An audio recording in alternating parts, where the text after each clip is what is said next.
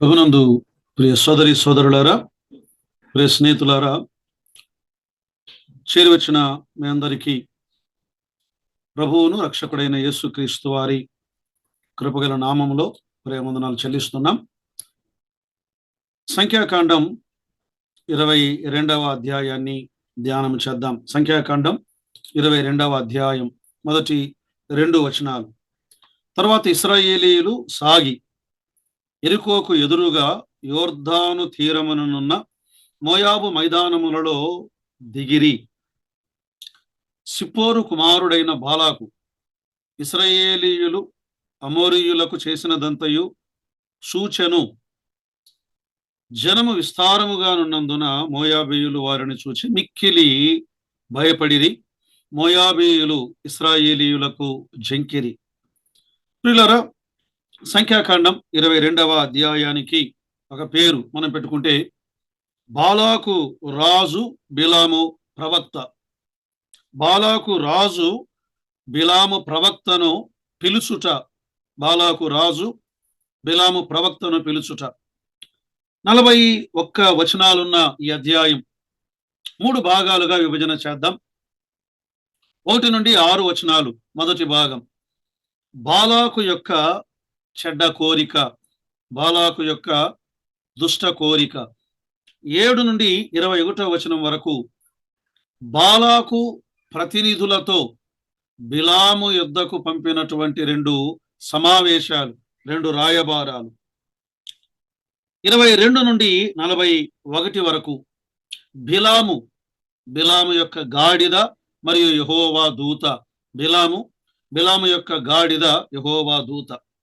ప్రియులారా, ఈ అధ్యాయాన్ని మనం గమనిస్తుండగా దేవుని శత్రువులు తామంతట తామే యుద్ధ భూమిలో యూదులను, ఇశ్రాయేలు ప్రజలను వారు ఓడించలేరని గ్రహించి ఈ మోయాబు రాజు బాలాకు యూదులను శపించటానికి ఒక బిలాము అనేటువంటి ఒక సోదెగాడు లేదా మంత్రగాడు, అతడు నిజమైన ప్రవక్త కాదు, యెహోవాను ఎరిగిన ఇశ్రాయేలీయుడు కాడు కదా. ఇతడు ఆశీర్వదిస్తే ఆశీర్వదించబడతారు అని, ఇతడు శపిస్తే శపించబడతారు అని బాలాకు యొక్క నమ్మకం అది అలా వ్యాపించిపోయింది. అందుకే తనను పిలిపించి దేవుని ప్రజలను ఓడించాలి అనే ఉద్దేశంతో ఆ ప్రవక్తను ఈ రాజు పిలిపించాడు. ప్రియులారా, వీటిని మనం ఆలోచన చేద్దాం. మొదటి 6 వచనాలు. బాలాకు రాజు యొక్క చెడ్డ కోరిక. బాలాకు రాజు యొక్క చెడ్డ కోరిక. సో ఇందులో మొదటి 4 వచనాలను మనం గమనించినప్పుడు ఈ బాలాకు ఎవరు అంటే ఈ మోయాబీయుల రాజు. ఇశ్రాయేలు ప్రజలకు భయపడ్డాడు. మొదటి 4 వచనాల్లో ఇశ్రాయేలు ప్రజలకు భయపడిన బాలాకు రాజు. చూడండి, మొదటి వచనాన్ని మనం చదువుకుందాం. ఇశ్రాయేలీయులు సాగి యెరికోకు ఎదురుగా యోర్దాను తీరముననున్న మోయాబు మైదానములలో దిగిరి. సరే, ఈ స్థలాలను మనము ఆలోచన చేసినప్పుడు ఇశ్రాయేలు ప్రజలు ఈ అరణ్యములో దాదాపుగా 38 సంవత్సరాలు వారి యాత్రను వారు ముగించారు. ఇక వారు కానాను వైపుకు యోర్దాను దాటి యెరికోలోనికి వెళ్ళాలి, యెరికోను జయించాలి. యోర్దాను యువతల ఆ మోయాబు మైదానాలలో వారు ఉన్నారు. ఆ మోయాబు మైదానాలలో ఉండగా జరిగినటువంటి సంభవాలను మనము గమనిస్తున్నాం.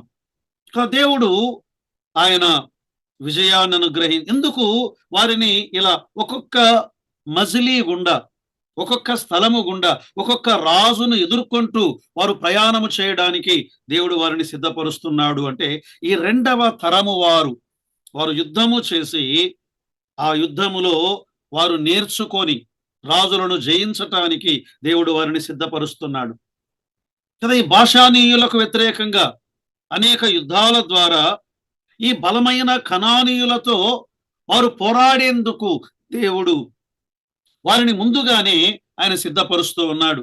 144వ కీర్తన మొదటి వచనములో ఏముంది?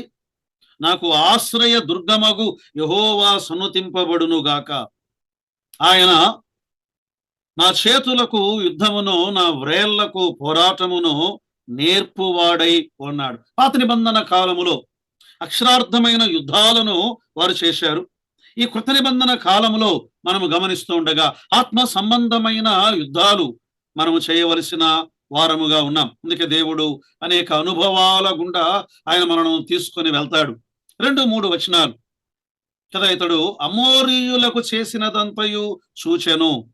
ఈ బాలాకు, సిప్పోరు కుమారుడైన ఈ బాలాకు అమోరీయులకు చేసినదంతయు చూచెను.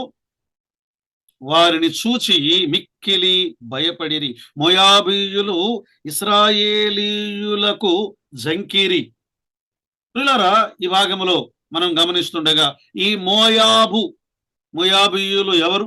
లోతు ద్వారా పుట్టినటువంటి సంతానము కదా. మోయాబ్ తండ్రి నుండి వచ్చిన వారు కదా. ఈ రాజు పేరు బాలాకు. బాలాకు అనగా వ్యర్థము చేయుట, నాశనము చేయుట. ఇతని తండ్రి పేరు సిప్పోరు. సిప్పోరు అనగా పిచ్చుక. ఇవన్నిటిని మనం గమనిస్తున్నప్పుడు ఈ పిచ్చుక అనేది ఒక పిల్ల చేష్టలను లేదా ఒక చిన్న పక్షి పిల్లను మనం చూడగలం. పక్షి పిల్లను చూడగలం కదా. నాశనము చేయువాడు, వ్యర్థము చేయువాడు, పోరాడేవాడు కదా. ఇటువైపు ఏమో శరీరమునకు సూచనగా, శరీర క్రియలకు సూచనగా ఎవరున్నారు? బాలాకు రాజు ఉన్నాడు.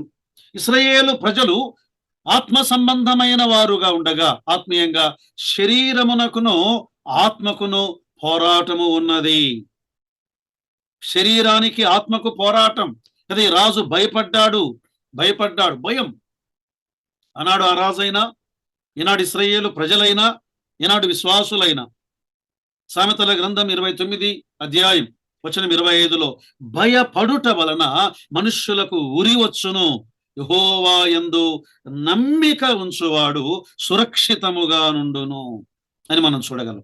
ప్రియులారా, ఈ శరీర సంబంధమైనటువంటి ఈ పోరాటం మనం గమనిస్తుండగా ఈ అమోరీయులు శత్రువులే, ఈ మోయాబీయులు శత్రువులే.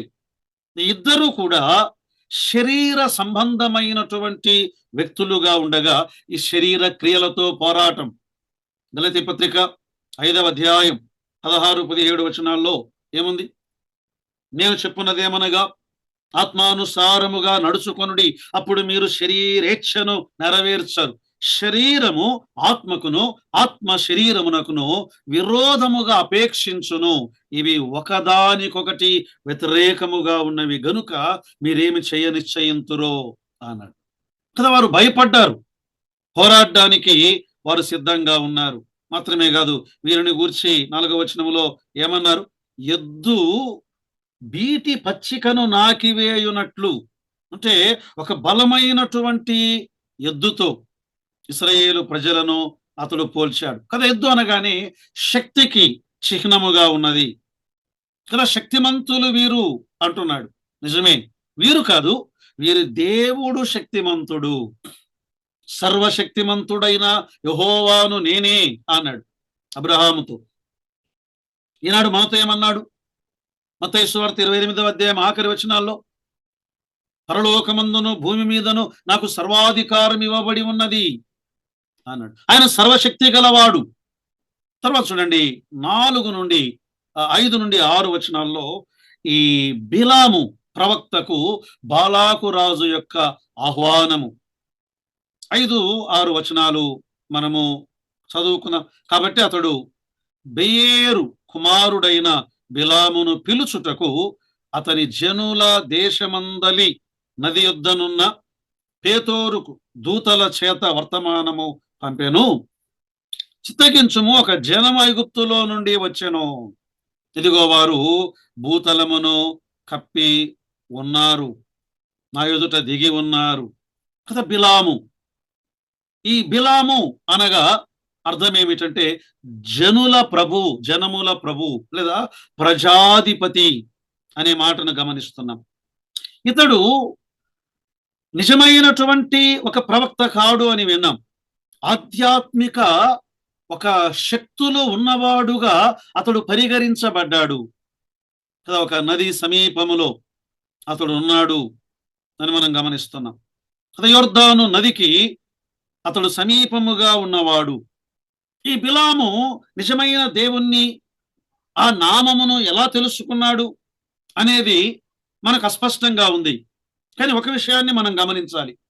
అబ్రహాముకు ముందే మిల్కీ సెదకు అనేటువంటి ఒక రాజు కదా. మిల్కీ సెదకు యేసుక్రీస్తు కాడు. మిల్కీ సెదకు ఒక దేవదూత కాడు. ఆ దినాల్లో అతడు ఒక రాజ్యమునకు రాజుగా ఉన్నవాడు, యాజకుడుగా కూడా ఉన్నవాడు. ఆదికాండం 14వ అధ్యాయం యెహోవాను ఎరిగినవాడు. నిర్గమాకాండం 18వ అధ్యాయములో ఇత్రో యెహోవాను ఎరిగినవాడు. వారెవరు? ఇశ్రాయేలీలు కారు, మెల్కీషెదకైనా ఇత్రో అయినా. అలాగే ఈ ఈ ప్రవక్త ఈ ప్రవక్త బిలాము ప్రవక్త ఇశ్రాయేలీయుడు కాడు, కానీ సత్యదేవుని గూర్చిన కొంత జ్ఞానమును పొందినవాడుగా ఇతడున్నాడు. అందుకే ఇతడు ఎలాంటి మార్గంలో నడిచాడు? పేతురు రాసిన 2వ పత్రిక 2వ అధ్యాయం 15వ వచనములో చూడండి, ఒక మాట ఉంది. తిన్నని మార్గమును విడిచి బేయేరు కుమారుడైన బిలాము పోయిన మార్గమును బట్టి త్రోవ తప్పిరి. అది బిలాము ఈ దుర్నీతి వలన కలుగు బహుమానమును ప్రేమించాడు కదా. ఇతడు ఒక అన్య జనులకు ప్రవక్తగా ఉన్నవాడు. యెహోవా పరలోకమందున్న యెహోవాను ఎరిగినవాడు కాడు. కానీ అతని దృష్టిలో ఏంటి? ఇతర అన్య దేవతలు ఎలాంటి వారో యెహోవా కూడా అలాంటి వాడే అనే భావనలో ఉన్నటువంటి వాడు. అందరినీ ఆరాధిస్తున్నాడు, వారిలో యెహోవాను కూడా ఆరాధిస్తున్నటువంటి అతడు అనేక దేవతల ఆరాధికుడుగా అతడు ఉన్నాడు. 6వ వచనములో చూడండి ఏమన్నాడు. కాబట్టి నీవు దయచేసి వచ్చి నా నిమిత్తం ఈ జనమును శపించుము, వారు నాకంటే బలవంతులు, వారు నాకంటే. నీవు దీవించువాడు దీవించబడును, శపించువాడు శపించుబడును కదా. ఈయన అంటున్నాడు, అయ్యా ప్రవక్త, నీ గురించిన గొప్ప సంగతులు నేను ఎరిగాను. నీవు ఇశ్రాయేలీయులను శపించటానికి నీవు రావాలి. వారిని యుద్ధములో నేను జయించలేను, నా శక్తి సరిపోదు కదా. వారిని మోసము చేయడానికి, వారిని శపించటానికి సాతాను శక్తికి ఒక సూచనగా ఇతడున్నాడు. అపవాది శక్తులు గలవాడే, అపవాది శక్తులు గలవాడే. నిజమైన శక్తులు కాదు గాని వాడు కూడా అనేకమైన అద్భుతములను చేయగలవాడు. మత్తయి సువార్త 24వ అధ్యాయం 5వ వచనాన్ని మనం చదువుకుందాం. మత్తయి సువార్త 24వ అధ్యాయం 5వ వచనం చూడండి, లేదా 4-5 వచనాలు. యేసు వారితో ఎట్లనను, ఎవడును మిమ్మును మోసపరచకుండా చూసుకొనుడి. అనేకులు నా పేరట వచ్చి నేనే క్రీస్తునని చెప్పి పలువురిని మోసపరచుదురు కదా. మత్తయి సువార్త 24వ అధ్యాయములో, అలాగే మార్కు సువార్త 13వ అధ్యాయములో కదా యేసు క్రీస్తు ప్రభువారు అనేక మంది మేమే క్రీస్తులమని అద్భుతాలను చేసి మోసపరిచేవారుగా ఉన్నారు కదా. ఈ దినాల్లో కూడా అలాంటి వారు మనకు కనబడుతున్నారు. ఆధ్యాత్మిక ప్రపంచములో కూడా, సంఘాలలో కూడా మోసపరిచేవారు ఉన్నారు. కొరింథీ 2వ పత్రిక 11వ అధ్యాయం 13, 14, 15 వచనాల్లో ఏమనుంది? పౌలు ఇలా అన్నాడు, ఏలయనగా అట్టివారు క్రీస్తు యొక్క అపోస్తుల వేషము ధరించుకొనిన వారై దొంగ అపోస్తులను మోసగాండ్రగు పనివారునై ఉన్నారు. ఇది ఆశ్చర్యము కాదు. సాతాను తానే వెలుగుదూత వేషము ధరించుకొనుచున్నాడు గనుక వారి పరిచారకులను నీతి పరిచారకుల వేషము ధరించుకొనుట గొప్ప సంగతి కాదు. వారి క్రియల చొప్పున వారికి అంతము కలుగును కదా. ఇలా మోసపరిచేవారు. అసలు అంత్య దినాలలో ఈ క్రీస్తు విరోధి వాడు అనేక మందిని, పాప పురుషుడు, ఈ ధర్మ విరోధి, తాను అద్భుతములు చేసేవాడుగా ఉంటాడు కదా. ఈ ప్రవక్త కూడా అలాంటి వాడుగా ఉన్నాడు అని మనం గమనించాలి. మంచిది ప్రియులారా, మొదటి 6 వచనాలు గమనించాం. బాలాకు యొక్క చెడ్డ కోరిక 7 నుండి 21వ వచనం వరకు. ఈ బాలాకు పంపిన 2 రాయబారములు. అంటే మొదట కొంతమందిని పంపుతాడు, ఆ తర్వాత రెండవసారి మరికొంతమందిని ఈ ప్రవక్త దగ్గరకు, కదా, అన్యుడైన ప్రవక్త, ఆ ప్రవక్త దగ్గరకు పంపుటను ఈ భాగములో మనము గమనించగలం. చూడండి 7-8 వచనాల్లో బాలాకు, కదా, ఈ బిలాము ప్రవక్త దగ్గరకు మనుష్యులను పంపుట. 7వ వచనాన్ని మనం చదువుకుందాం చూడండి. కాబట్టి మోయాబు పెద్దలు మిద్యాను మిద్యాను పెద్దలను, మోయాబు పెద్దలను, మిద్యాను పెద్దలను, కదా, ఈ రెండు రాజ్యాలు, ఈ 2 జనాంగాలు, శరీర సంబంధమైన జనాంగాలు, వారి పెద్దలు సోదె సొమ్ము చేత పట్టుకొని బిలాము నొద్దకు వచ్చి బాలాకు మాటలు అతనికి చెప్పిరి. కదా, ఇక్కడ సోదె సొమ్ము అంటే అర్థమేమి? సోదె సొమ్ము అంటే ఆ దినాలలో వారు ఆరాధించే ఆ దేవత దగ్గర వారు వేస్తున్నటువంటి ఆ సొమ్మును ఈ ప్రవక్త దగ్గరకు తీసుకుని వచ్చారు కదా. మంత్రాలు తంత్రాల కొరకు వాడేటువంటి సొమ్ము, వాటి ద్వారా సంపాదించినటువంటి సొమ్మును ఈ ప్రవక్త దగ్గరకు వారు తీసుకొని వచ్చినట్లుగా గమనించగలం కదా. ధనాపేక్ష. తిమోతికి రాసిన మొదటి పత్రిక 6వ అధ్యాయం 9-10 వచనాల్లో ధనవంతులగుటకు అపేక్షించువారు, ధనం అవసరం, మనకేం కావాలి?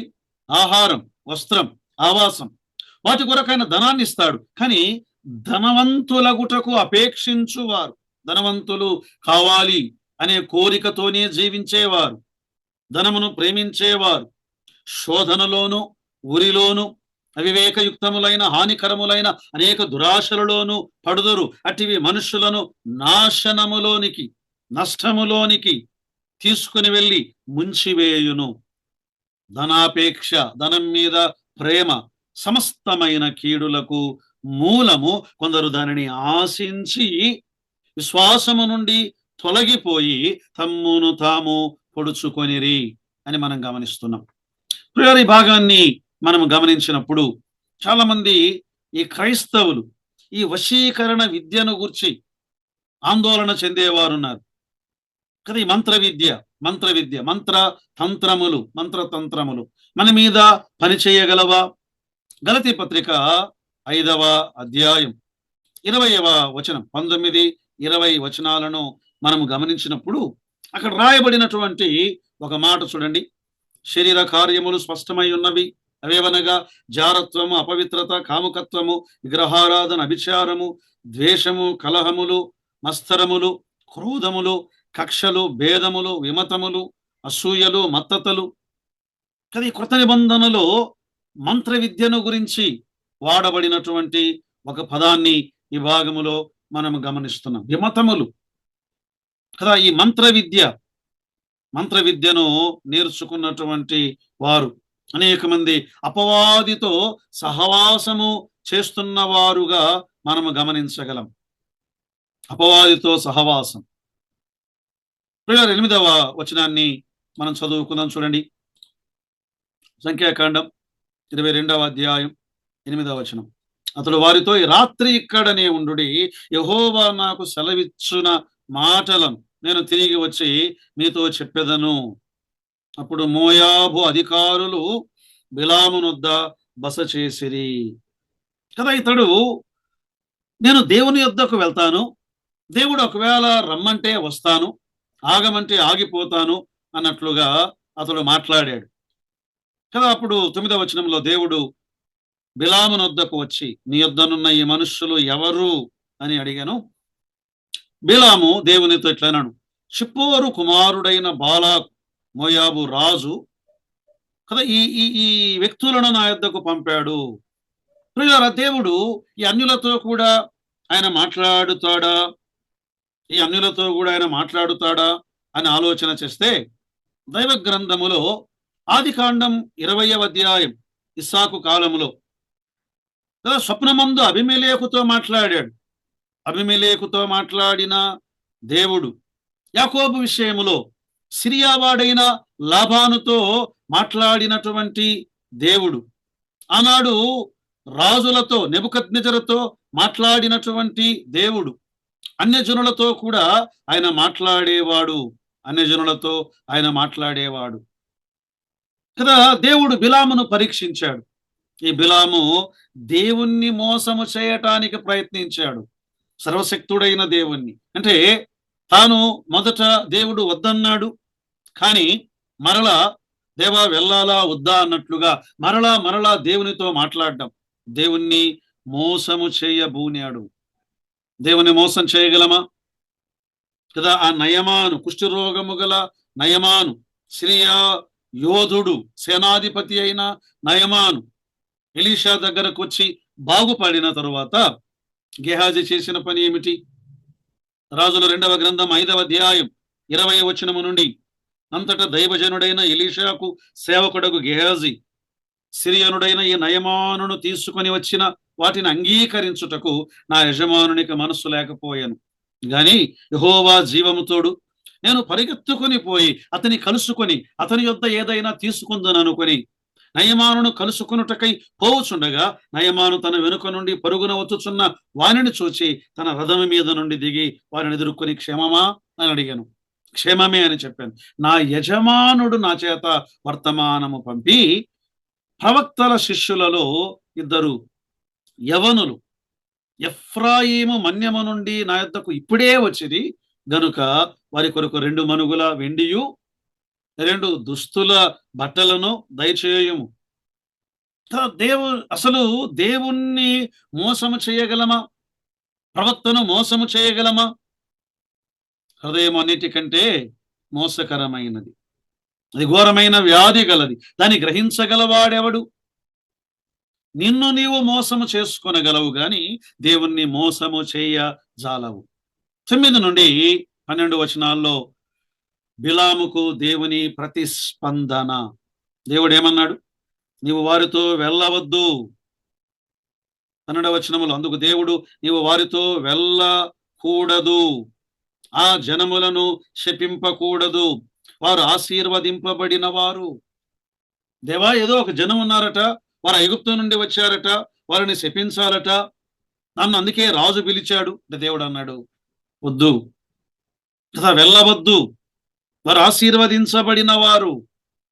అందుకే ఆదికాండం 12వ అధ్యాయం 1, 2, 3 వచనాల్లో మనం గమనించినప్పుడు దేవుడు అబ్రహాముతో ఏమన్నాడు? నిన్ను గొప్ప జనముగా చేసేదను, నిన్ను ఆశీర్వదించిన వారిని నేను ఆశీర్వదించేదను, నీవు ఆశీర్వాదముగా నుందువు. అది మీరు ఆశీర్వదింపబడినటువంటి జనం, వారిని శపించలేరు ఎవరు కూడా. ఒకవేళ వారికి వారు దోషులై శాపమునకు గురి కావచ్చేమో కానీ వారిని ఎవరు శపించలేరు. మరి నాడు కృత నిబంధనలో ఎఫెసీ పత్రిక 1వ అధ్యాయం 3వ వచనములో ఏమనుంది? మన ప్రభు అయిన యేసు క్రీస్తు తండ్రియగు దేవుడు స్తుతింపబడునుగాక, ఆయన క్రీస్తునందు పరలోక విషయములలో ఆత్మ సంబంధమైన ప్రతి ఆశీర్వాదమును మనకు అనుగ్రహించెను. మనము ఆశీర్వదింపబడిన జనము అని దేవుడు తేటగా సెలవిచ్చాడు. మీరు లోకమునకు వెలుగై ఉన్నారు అన్నాడు. మీ వెలుగును ప్రకాశింపజేయండి. మీరు లోకమునకు ఉప్పై ఉన్నారు కదా. ఈ నిస్సారమైన లోకమునకు సారమును ఇవ్వండి. అదే ప్రజలను శపించకూడదు. మీరు ఆశీర్వాద జనము. 13 నుండి 15వ వచనము, ఈ మోయాబు మరియు మిద్యాను పెద్దలకు బిలాము సమాధానం ఏమన్నాడు? మీరు వెళ్ళండి, యెహోవా నాకు సెలవీయలేదు. దేవుడు వెళ్ళవద్దు అని చెప్పాడు. నేను రావాలనుంది, దేవుడు వెళ్ళవద్దు అన్నాడు. దేవుడు నేను ఇలా చేయడం ఇష్టము లేదు, కానీ నేను దేవుణ్ణి ఒప్పిస్తాను, కొంచెం ఆగండి అన్నట్లుగా అతడు మాట్లాడుతూ ఉన్నాడు. తర్వాత చూడండి 16 నుండి మనము గమనిస్తుండగా 17వ వచనము వరకు కదా, రెండవసారి వర్తమానికులను పంపుట. ఎలాంటి వారిని ఆయన పంపాడు చూడండి. 5వ వచనములో 15వ వచనములో, ఆయనను బాలాకు వారి కంటే బహు ఘనత వహించిన వారు మరి ఎక్కువ మంది అధికారులను మరల పంపెను. 17వ వచనంలో నేను నీకు బహు ఘనతను కలుగజేసెదను, నీవు నాతో ఏమి చెప్పుదువో నీకు ఇంకా ఘనతను. పిల్లలు ఈ భాగాన్ని మనం చదువుతున్నప్పుడు 15 నుండి 17 వచనాల్లో కదా ఈ గర్వములో, అతిశయములో పతనము వైపు పరిగెత్తుతున్నటువంటి ప్రవక్తను మనము గమనిస్తున్నాం కదా. మోయాబీయులు ఇంకా ఘనమైన వారిని పంపాడు. నా యొద్దకు వస్తే నేను నిన్ను ఘనపరుస్తాను. అసలు 17వ వచనంలో నీకు బహు ఘనతను కలుగజేసేదను, ఘనతను కలుగజేసేదను. అపవాది ఈ లోక మహిమను చూపించి అనేక సార్లు మనలను దేవుని యొద్ద నుండి దూరము చేసేవాడు.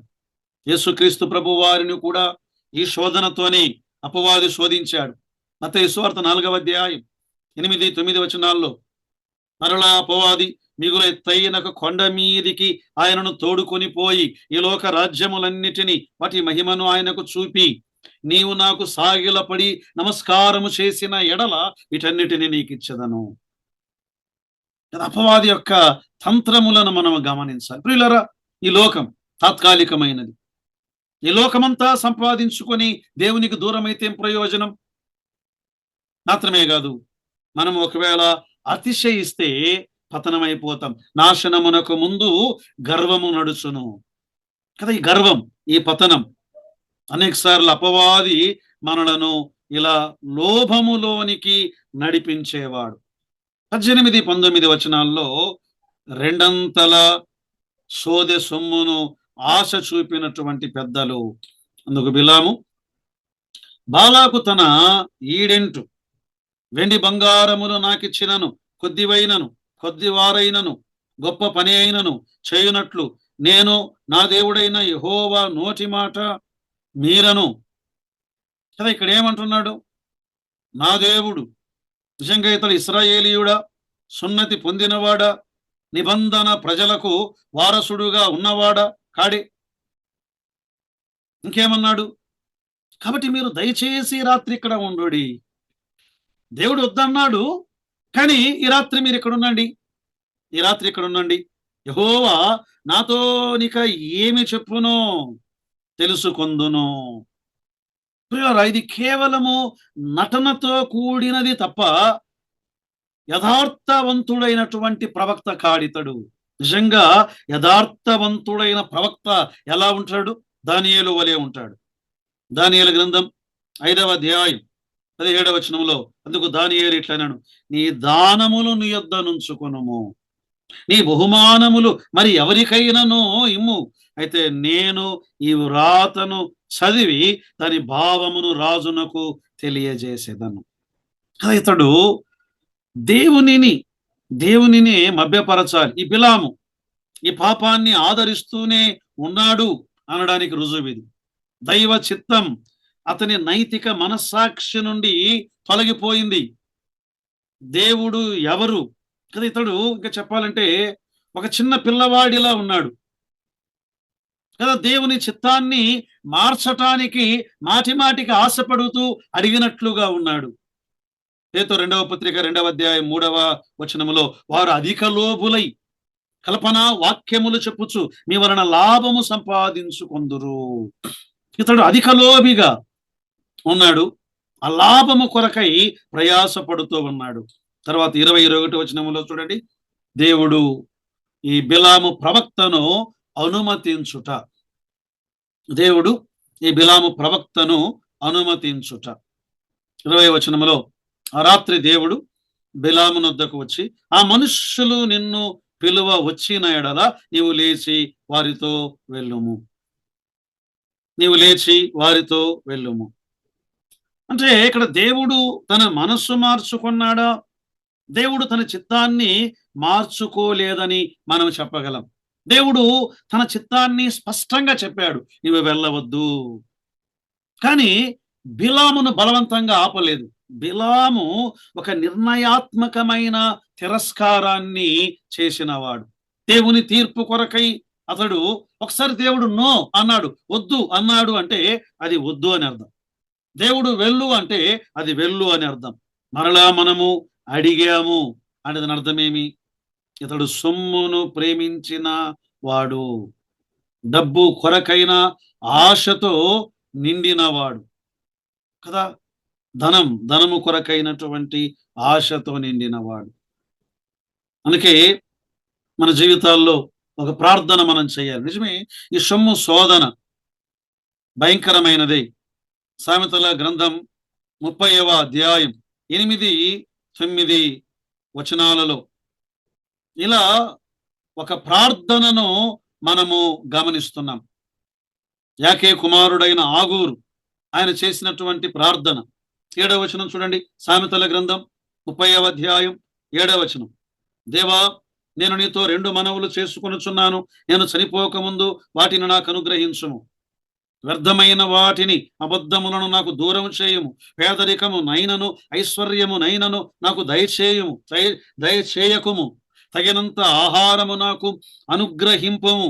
ఎక్కువైన ఎడల నేను కడుపు నిండిన వాడై నిన్ను విసర్జించి, యెహోవా ఎవడు అందునేమో, లేక బీదనై దొంగిలి నా దేవుని నామమును దూషింతునేమో.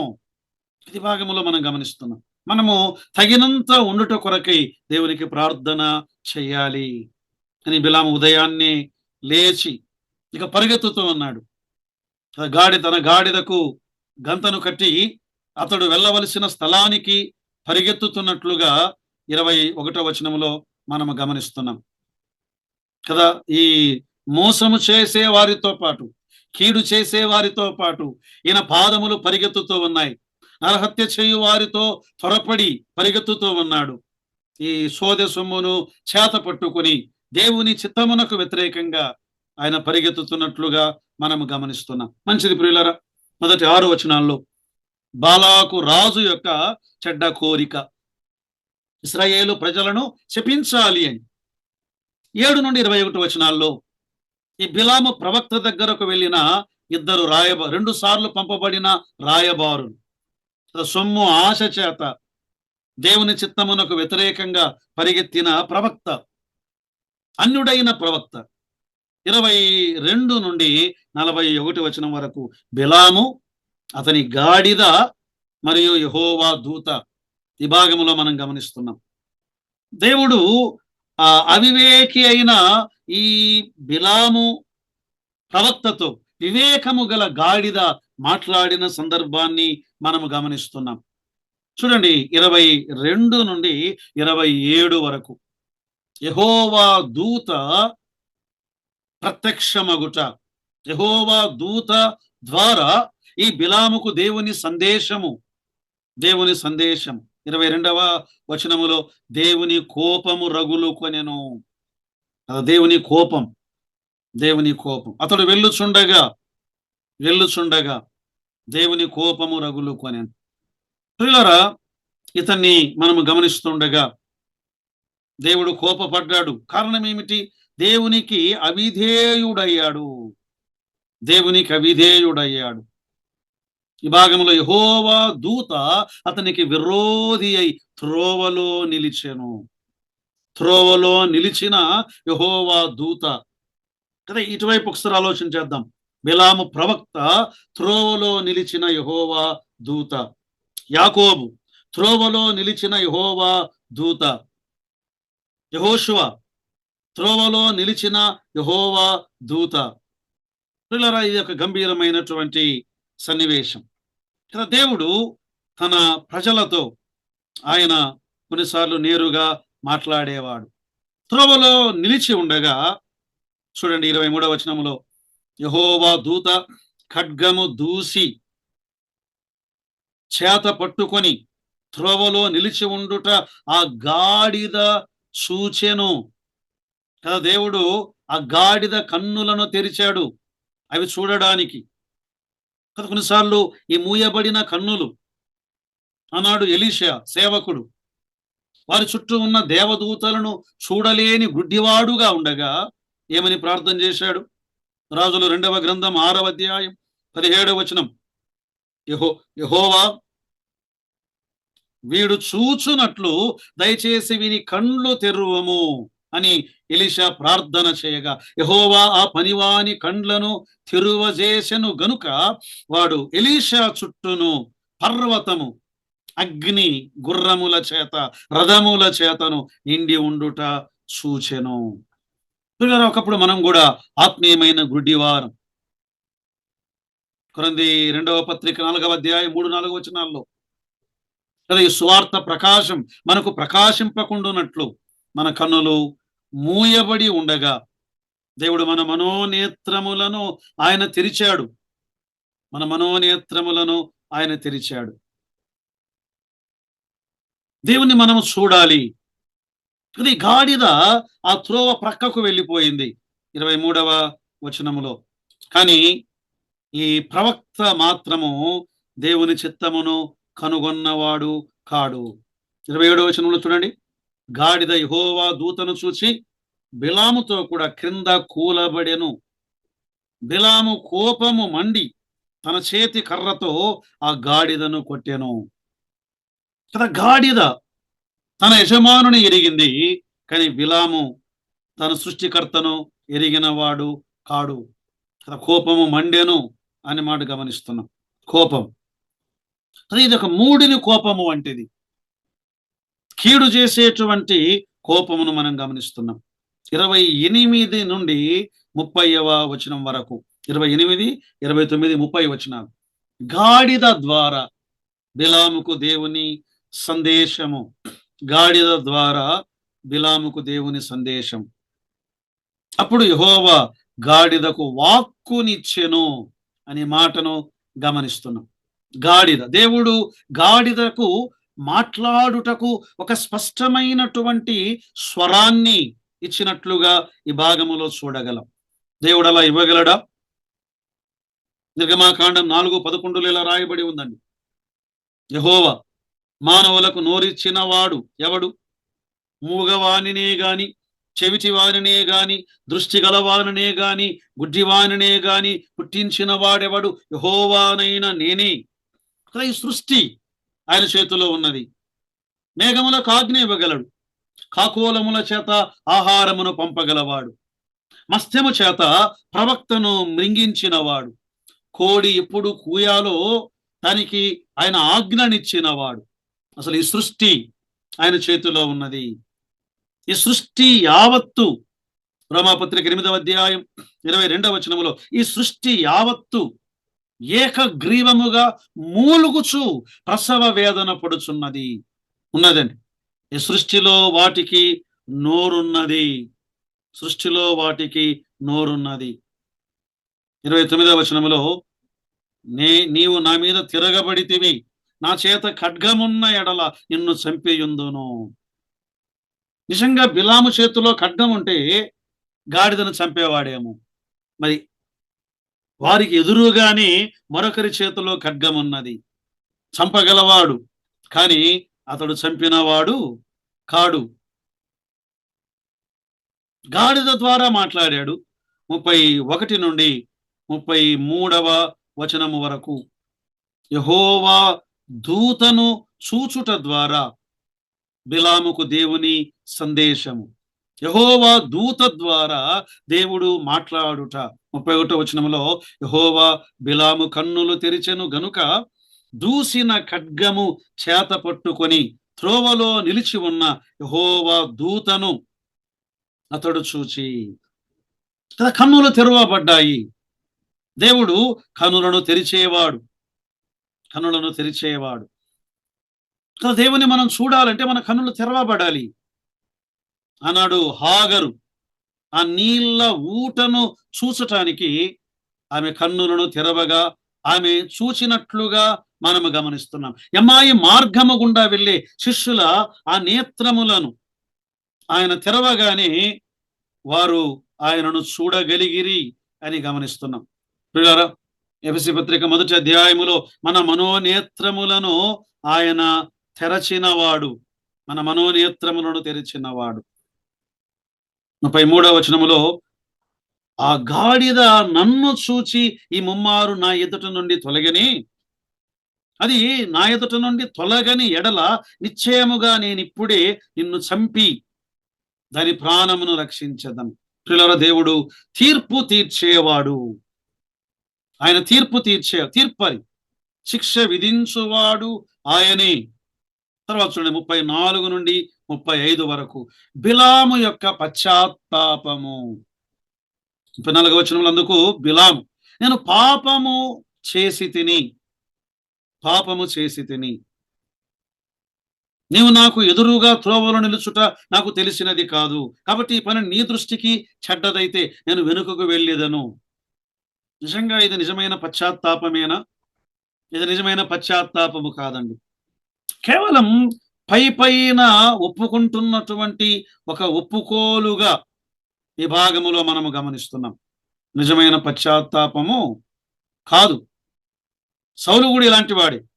సమూయేలు మొదటి గ్రంథం 15వ అధ్యాయం 30వ వచనములో అందుకు సౌలు, నేను పాపము చేసి తిని అన్నాడు. కానీ అతనిలో నిజమైన పశ్చాత్తాపము కలుగలేదు.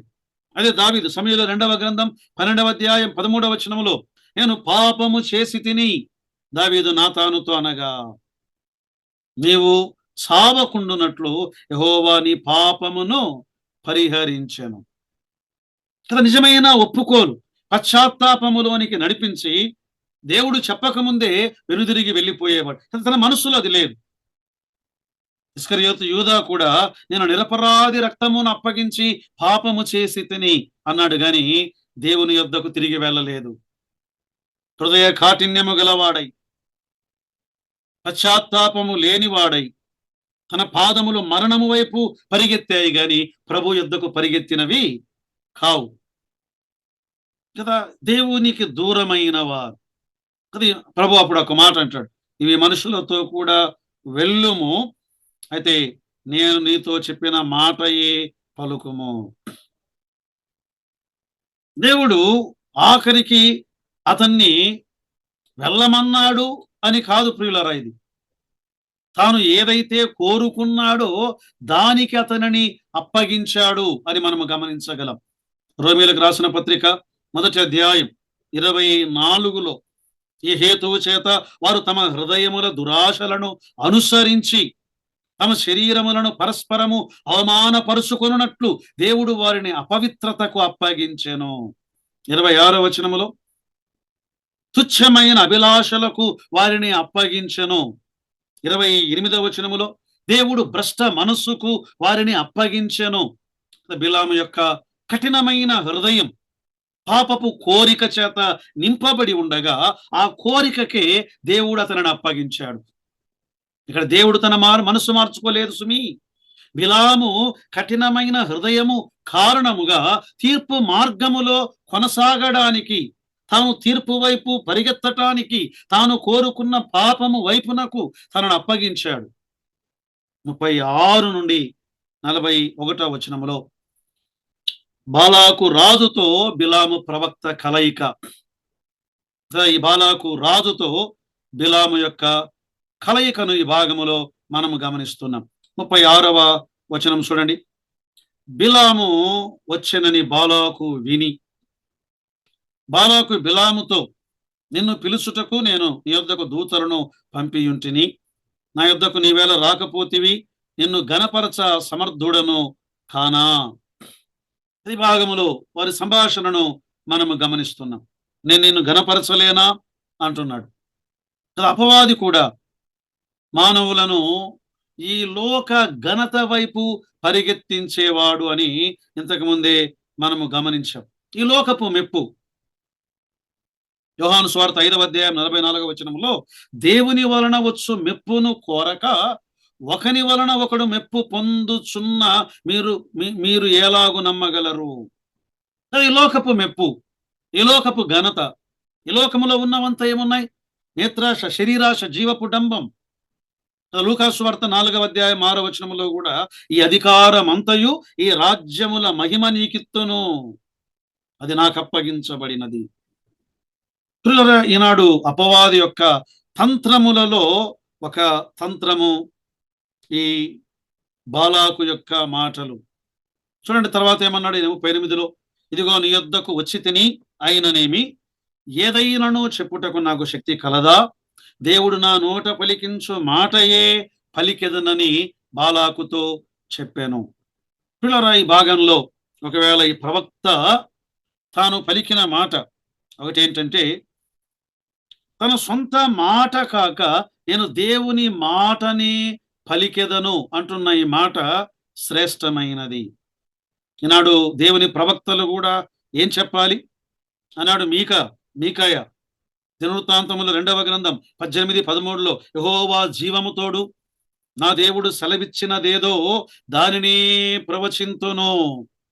ఈ కృత నిబంధనలో కూడా దేవుని వాక్యమును ఉన్నది ఉన్నట్లుగా ప్రకటించేవారు కావాలి, సొంత మాటలు కాక. తర్వాత 41వ వచనములో, మరునాడు బాలాకు బిలామును తీసుకొని పోయి బయలు యొక్క ఉన్నత స్థలముల మీద నుండి జనులను చివరి వరకు చూడవలనని అతనిని ఆ చోట ఎక్కించెను. కదా, బయలు యొక్క ఉన్నత స్థలముల మీద నుండి దేవుని ప్రజలను చూచుట. బయలు యొక్క ఒక అన్యుడైనటువంటి రాజు తన అన్య దేవతా స్థలములో నుండి దేవుని ప్రజలను చూచుట. ప్రజలారా, మనం గమనిస్తుండగా దేవుడు మనలను ఆశీర్వాద కారకులనుగా ఆయన చేశాడు. మనం ఆశీర్వాద కారకులమే. మనలను శపించగలవాడెవడు? దేవుడే మనలను ఆశీర్వదించి ఉండగా ఈ లోకములో అపవాది కాని వాని దూతలు కాని మనలను శపించలేరు.